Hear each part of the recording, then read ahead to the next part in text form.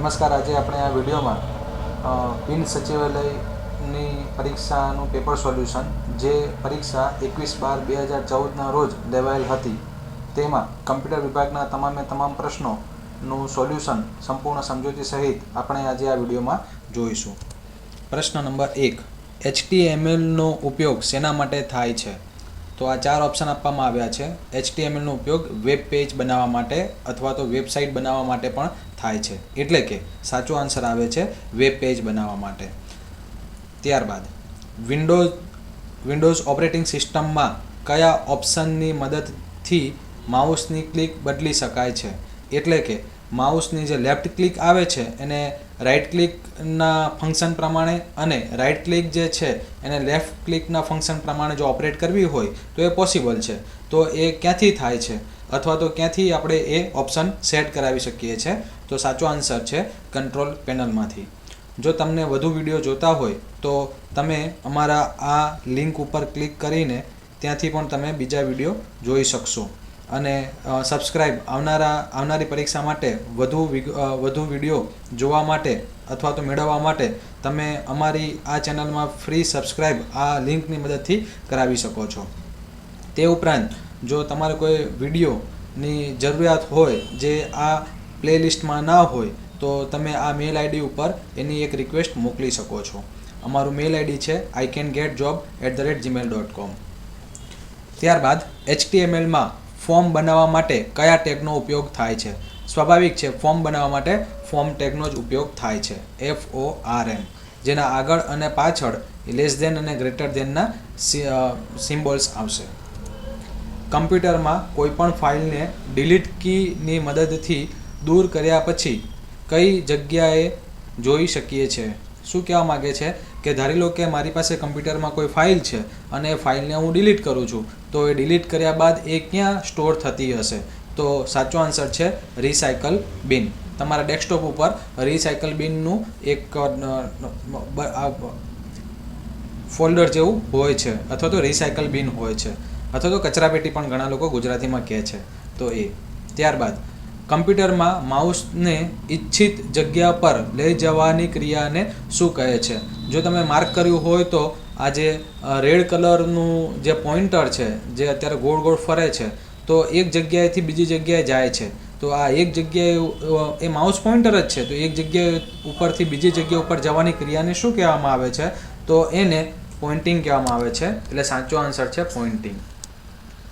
ત્યારબાદ MS વર્ડની સૌથી નીચેના ભાગમાં જોવા મળતી આડી લાઇનને શું કહે છે? જો તમે માઇક્રોસોફ્ટ વર્ડ ઓપન કર્યું હોય અથવા તો તેનો ઉપયોગ કર્યો હોય તો લગભગ આ છેક નીચેની લાઇન ઉપર જે તમને લાઇન જોવા મળે છે તેને શું કહેવામાં આવે છે એમ કીધું છે આપણને, તો તેને સ્ટેટસ બાર કહેવામાં આવે છે, એટલે સાચો જવાબ આવે છે સ્ટેટસ બાર. ત્યારબાદ કમ્પ્યુટરમાં માઉસના બટનને દબાવીને ખસેડવાની ક્રિયાને શું કહે છે? ઘણી વખત ધારી લો કે આ કોઈ ઓબ્જેક્ટ છે અથવા તો આ કોઈ ફાઇલ છે, આ ફાઇલને હું માઉસની ક્લિક કરીને અને એક જગ્યા ઉપરથી બીજી જગ્યા ઉપર લઈ જાઉં છું, માઉસની ક્લિકને છોડતો નથી, તો એને શું કહેવામાં આવે છે? તો એને ડ્રેગિંગ કહેવામાં આવે છે, એટલે સાચો આન્સર છે ડ્રેગિંગ. ત્યારબાદ MS વર્ડ કયા પેકેજનો એક ભાગ છે? એટલે કે MS Word, MS Excel, MS PowerPoint એ બધા શેમાં અથવા તો શેના પેકેજમાં આવે છે? તો સાચો આન્સર છે MS ઓફિસ. તો હવે આવનારી પરીક્ષામાં કદાચ એવું પણ પૂછે કે MS વર્ડની જગ્યાએ એમ કીધું હોય MS પાવરપોઈન્ટ અથવા તો MS એક્સેલ એ કયા પેકેજનો એક ભાગ છે? તો MS ઓફિસ. કહેવાનો મતલબ છે MS ઓફિસ જ્યારે તમે ઇન્સ્ટોલ કરો ત્યારે તેમાં MS વર્ડ, એક્સેલ, પાવરપોઈન્ટ એમ બીજા પણ ઘણા પ્રોગ્રામ ઇન્સ્ટોલ થતા હોય છે. સાચો જવાબ છે MS ઓફિસ. ત્યારબાદ હાર્ડવેર અને સોફ્ટવેરને જોડવાનું કામ કોણ કરે છે? હાર્ડવેર તમે કોને કહેશો તમારા કમ્પ્યુટરમાં? તો માઉસ છે, કીબોર્ડ છે, ત્યારબાદ હાર્ડ ડિસ્ક છે, રેમ છે કે જેને તમે જોઈ શકો છો અને પકડી શકો છો, મોનિટર છે, તો એને હાર્ડવેર કહેવામાં આવે છે. જ્યારે સોફ્ટવેર તમે કોને કહેશો? તો તમારા કમ્પ્યુટરમાં જે ઇન્સ્ટોલ પ્રોગ્રામ્સ છે, એટલે કે MS ઓફિસ છે, પેઇન્ટ છે, VLC છે, તો એને આપણે સોફ્ટવેર કહીશું. તો હાર્ડવેર અને સોફ્ટવેરને જોડવાનું કામ કોણ કરે છે? તો સ્વાભાવિક છે જવાબ આવશે ઓપરેટિંગ સિસ્ટમ. તો ઓપરેટિંગ સિસ્ટમનું કામ છે હાર્ડવેર અને સોફ્ટવેરને જોડવાનું કામ કરે છે અને તેને સ્મૂથલી એક્ઝિક્યુટ થાય એના માટેની દેખરેખ રાખે છે. જ્યારે અલ્ગોરિધમ, ફ્લોચાર્ટ અને પ્રોગ્રામ એ અલગ વસ્તુ છે. ત્યારબાદ MS એક્સેલમાં કોઈ સંખ્યાનું વર્ગમૂળ શોધવા માટે કયા વિધેયનો ઉપયોગ કરવામાં આવે છે. એટલે કે તમને ધારી લો કે 25 એવું કોઈક રકમ છે અને એનું વર્ગમૂળ શોધવું છે એક્સેલના અંદર, તો કયા ફંક્શન અથવા તો વિધેયનો ઉપયોગ થાય છે. તો સાચો જવાબ છે SQRT. SQRT is the function two perform અથવા તો two gate the square root of A given value. ત્યારબાદ કમ્પ્યુટરમાં માહિતી સંગ્રહનો સૌથી નાનો એકમ કયો છે. આ પ્રશ્ન ઘણી બધી પરીક્ષાના અંદર ઘણી રીતે પૂછાતો હોય છે. અહીં આ પ્રશ્નના જવાબમાં તેનો આન્સર આવશે બીટ. આ પ્રશ્નનો જવાબ આવે છે બીટ. સૌથી નાનામાં નાનો એકમ કમ્પ્યુટરમાં એટલે કે બીટ. બીટથી નાનું કશું જ ના હોય. બીટ, 1 બીટ જેને કહેવામાં આવે છે. ત્યારબાદ આવશે બાઇટ, ત્યારબાદ આવશે કિલોબાઇટ અને ત્યારબાદ આવશે MB. એ પછી પણ બીજા ઘણા એકમ અત્યારે છે. ધારી લો કે TB અથવા તો GB, તેની ચર્ચા આપણે કરતા નથી. હા, તો આ એક પ્રશ્ન હું તમને આપું છું કે બાઇટ જે છે, બાઇટમાં કેટલા બિટ્સનો સમૂહ હોય છે. એટલે કે 1 byte is equal to blank bits. એટલે કે 1 બાઇટ બરાબર ખાલી જગ્યા બિટ્સ થાય. એ તમારે ગૂગલમાંથી સર્ચ કરીને અહીં કોમેન્ટમાં જવાબ આપજો. ત્યારબાદ MS એક્સેલમાં કુલ કેટલી હરોળ રો હોય છે. આ પ્રશ્ન પણ ઘણી બધી પરીક્ષાની અંદર પૂછાતો હોય છે. રો એટલે કે આડી લાઈન, કે MS એક્સેલની અંદર કેટલી આડી લાઈનો હોય છે. ઘણી પરીક્ષાની અંદર કોલમ પૂછતા હોય છે, એટલે કે ઊભી લાઈનને કોલમ કહેવામાં આવે છે. તો સાચો જવાબ છે 65,536 રો હોય છે. ત્યારબાદ ડોક્યુમેન્ટની હાર્ડ કોપી કાઢવા માટે કયા સાધનનો ઉપયોગ કરવામાં આવે છે.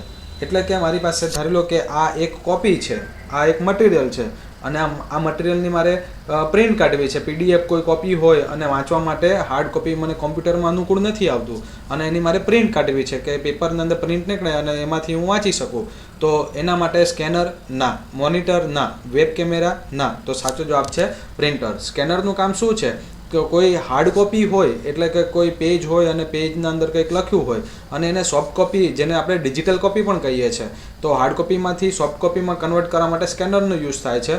મોનિટર તો વિઝ્યુઅલ ડિવાઇસ છે કે કોઈ માહિતીને આપણે જોઈ શકીએ. અત્યારે તમે તમારા લેપટોપ અથવા તો મોબાઈલ ઉપર જે આ વિડીયો નિહાળી રહ્યા છો એ મોનિટરના કારણે તમે જોઈ શકો છો. વેબ કેમેરો આપણને સૌને ખબર છે અને પ્રિન્ટર જે છે એ આઉટપુટ ડિવાઇસ છે. આવું પણ પૂછ્યું હોય છે ઘણી પરીક્ષામાં કે નીચેનામાંથી કયું ડિવાઇસ એ આઉટપુટ ડિવાઇસ છે. તો પ્રિન્ટર જે છે એ આઉટપુટ ડિવાઇસ છે. મોનિટર જે છે એ પણ આઉટપુટ ડિવાઇસ તરીકે આપણે લઈ શકીએ. આપણો પ્રશ્ન મુજબ આ પ્રિન્ટર એનો આન્સર થશે. ત્યારબાદ નીચેનામાંથી એક સુવિધા વર્ડ એપ્લિકેશનમાં જોવા મળતી નથી. વર્ડ એપ્લિકેશન એટલે કે MS વર્ડમાં જોવા નથી મળતી. Data filter. ડેટા ફિલ્ટર જે છે એ એક્સેલમાં હોય છે. વર્ડ કાઉન્ટ, કે ભાઈ મેં કોઈક ફકરો લખ્યો છે અને એ ફકરામાં કેટલા વર્ડ છે અને કેટલા કેરેક્ટર છે, એટલે કે કેટલા અક્ષર અને કેટલા શબ્દો છે એ જાણવા માટે વર્ડમાં એવો ઓપ્શન અવેલેબલ છે. સ્પેલિંગ ચેકિંગ પણ અવેલેબલ છે. એટલે ડેટા ફિલ્ટર જે છે એ MS વર્ડમાં અવેલેબલ નથી. એટલે સાચો જવાબ આવશે આ પ્રશ્નનો ડેટા ફિલ્ટર, જે એક્સેલમાં છે. ત્યારબાદ CRTનું પૂરું નામ જણાવો. CRTનું પૂરું નામ થાય છે કેથોડ રે ટ્યુબ. કે તમે તમારા મોબાઈલમાં, તમે તમારા ટીવીમાં અથવા તો કમ્પ્યુટર, જે જૂના મોનિટર હોય છે એના અંદર તમે જે ડિસ્પ્લે જોઈ શકો છો, તમે નિહાળી શકો છો, એ CRTના કારણે થાય છે. કે જેના અંદર 3 રંગોનું કોમ્બિનેશન હોય છે, કલર કોમ્બિનેશન હોય છે. RGB જેને કહેવામાં આવે છે. ઘણી પરીક્ષામાં આ પ્રશ્ન પણ પૂછાતો હોય છે કે RGB શું છે, અથવા તો R એટલે કે રેડ, G એટલે કે ગ્રીન અને B એટલે કે બ્લુ. તો આ 3 પ્રાઇમરી કલરનું કોમ્બિનેશન કરીને એ આપણા કમ્પ્યુટર ઉપર તમામ કલરનું આપણને લેઆઉટ અથવા તો પિક્ચર્સ જોવા મળે છે. તો કેથોડ રે ટ્યુબ. ખાસ કરીને ટીવીમાં, જૂના ટીવી હોય તો એમાં CRT ટ્યુબનો યુઝ થતો હોય છે. તેવી જ રીતે જૂના મોનિટર હોય એમાં પણ હોય છે. નીચેનામાંથી એક સુવિધા એક્સેલ એપ્લિકેશનમાં જોવા મળતી નથી. જો તમે ધ્યાન આપ્યું હોય તો એક પ્રશ્નમાં અહીંયા વર્ડ પૂછ્યું હતું અને હવે અહીંયા શું પૂછ્યું છે, એક્સેલ પૂછ્યું છે, MS એક્સેલ. એમાં goal and seek, filter, mail merge અને એકે નહીં. એટલે કે મેઇલ મર્જ એક્સેલમાં નથી થતું. મેઇલ મર્જ જે ફંક્શનાલિટી છે ખાસ કરીને લેટર હોય એના માટે આપણે ઉપયોગ કરીએ છીએ કે ભાઈ કોઈ સ્કૂલ હોય એના અંદર 60 વિદ્યાર્થી હોય તેમાંથી 20 વિદ્યાર્થી જે છે રેગ્યુલર ના હોય અને 20 વિદ્યાર્થીના ઘરે લેટર મોકલવો હોય તો ઉપર અંદરના કન્ટેન્ટ જે છે તો સરખા રહેવાના છે. માહિતી જે છે કે ભાઈ આપનો સન જે છે રેગ્યુલર નથી અને એટલે મેટર સેમ રહેવાની છે પણ ઉપરનું એડ્રેસ ચેન્જ થશે તો એને આપણે મેલ મર્જ કહીએ છીએ કે અલગ અલગ એડ્રેસ ઉપર લેબલ પણ કહેવામાં આવે છે. તો મેલ મર્જ એનો જવાબ છે. બાઇનરી પદ્ધતિમાં કેટલા અંક હોય છે? ઘણી બધી પરીક્ષામાં પૂછાય છે. Actually computer can work base on the binary system only, કે કમ્પ્યુટર જે છે એ માત્ર ને માત્ર બે જ વેલ્યુ સમજે છે જેને આપણે બાઇનરી વેલ્યુ કહીએ છીએ. બે વેલ્યુમાં પણ કઈ તો એક 0 અને એક 1 એટલે કે 0 and 1 એ બે જ વેલ્યુ એવી છે કે કમ્પ્યુટર એના ઉપર કામ કરે છે, બાકી કોઈ પણ વેલ્યુ એ ઓપરેટ કરતું નથી. તો બાઇનરી પદ્ધતિ જેને કહેવામાં આવે છે. નીચેનામાંથી કયો વિકલ્પ વેબ બ્રાઉઝર દર્શાવે છે? તો મોઝિલા ફાયરફોક્સ છે એ પણ બ્રાઉઝર છે, ગૂગલ ક્રોમ છે એ પણ બ્રાઉઝર છે, ઇન્ટરનેટ એક્સપ્લોરર છે એ પણ બ્રાઉઝર છે. તો આપેલ તમામ એનો આન્સર આવશે. વિન્ડોઝના ટાઇટલ બારમાં કયું બટન જોવા મળે છે? વિન્ડોઝનું ટાઇટલ બાર હોય તમે અહીંયા ઘણી વખત જોયું હોય તો અહીંયા મિનિમાઇઝ હોય, અહીંયા મેક્સિમાઇઝ હોય અને અહીંયા ક્રોસ હોય. તો ચેક નથી હોતું, એન્ડ નથી હોતું, સ્ક્રોલ નથી હોતું, એટલે કે ક્લોઝ બટન જોવા મળે છે. ત્યારબાદ પુસ્તકોનું ઓનલાઈન વેચાણ કરતી પ્રચલિત વેબસાઇટ કઈ છે? તો પુસ્તકોનું ઓનલાઈન વેચાણ કરતી પ્રચલિત વેબસાઇટ જે છે amazon.com, www.amazon.com. ફાઇલને એક જગ્યા પરથી અન્ય જગ્યાએ ખસેડવા માટે કયા વિકલ્પનો ઉપયોગ કરવામાં આવે છે? ફાઇલને એક જગ્યા પરથી ખસેડવા માટે અન્ય જગ્યા પર ખસેડવા માટે કયા વિકલ્પનો ઉપયોગ કરવામાં આવે છે? આઈ થિંક આ પ્રશ્ન રદ કરવામાં આવ્યો હતો મંડળ દ્વારા. તેવી જ રીતે આઉટલુક એક્સપ્રેસ કયા પ્રકારનો પ્રોગ્રામ છે? નોર્મલી કંપની હોય તો એના અંદર આઉટલુક એક્સપ્રેસનો ઉપયોગ કરતા હોય છે ઈમેલ માટે, એટલે કે ઈમેલ મોકલવા માટે. તો એનો જવાબ આવે છે ઈમેલ ક્લાયન્ટ અથવા તો ઈમેલ માટે આઉટલુક એક્સપ્રેસનો ઉપયોગ થતો હોય છે. ઓપરેટિંગ સિસ્ટમ કયા પ્રકારનું સોફ્ટવેર છે? તો ઓપરેટિંગ સિસ્ટમ જે છે એટલે કે વિન્ડોઝ, એન્ડ્રોઈડ છે એ પણ ઓપરેટિંગ સિસ્ટમ કહી શકીએ, ડોસ છે એ પણ ઓપરેટિંગ સિસ્ટમ કહી શકીએ, લિનક્સ છે એ પણ ઓપરેટિંગ સિસ્ટમ છે, વિન્ડોઝ 8, વિન્ડોઝ 7 આ બધી ઓપરેટિંગ સિસ્ટમ છે. તો એ કયા પ્રકારનું સોફ્ટવેર છે? તો એ સિસ્ટમ સોફ્ટવેર કહેવામાં આવે છે. ત્યારબાદ ઈમેલ સરનામાના બે ભાગને કયા ચિહ્ન વડે જુદું પાડવામાં આવે છે? આનો પ્રશ્ન અહીં આપ્યો જ છે, જુઓ તમે ધ્યાનથી ફોકસ કરો. આ મારું ઈમેલ આઈડી છે જ્યાં તમે તમારો અભિપ્રાય અથવા તો તમને કોઈ ક્વેરી હોય તમે મોકલી શકો છો. આ ઈમેલ આઈડી છે એના અંદર આઈ કેન ગેટ જોબ આ પહેલો ભાગ થયો @gmail.com. અહીંયા yahoo.com પણ હોઈ શકે, reddit.com પણ હોઈ શકે. તો આ બે ભાગને અલગ કરવા માટે શું ઉપયોગ થાય છે?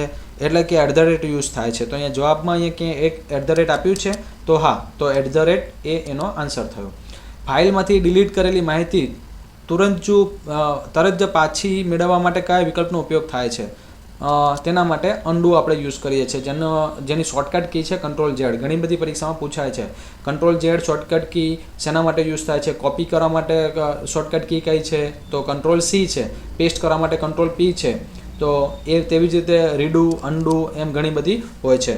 તો આ પરીક્ષાના અંદર આટલા 25 પ્રશ્નો કમ્પ્યુટરમાંથી હતા.